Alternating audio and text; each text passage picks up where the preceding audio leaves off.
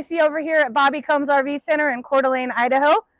I would really like to show you this new camper we got in stock.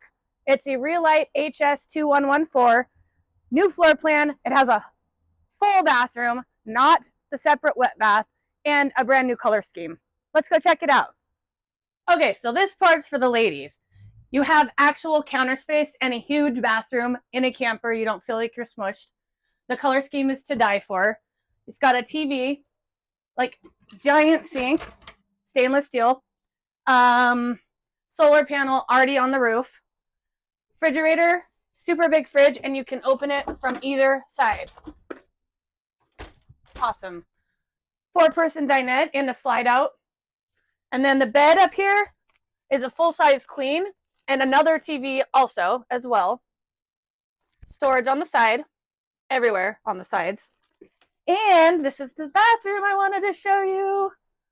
No crowded bathroom. You have a full shower on the side and there's tons of storage. So come check it out.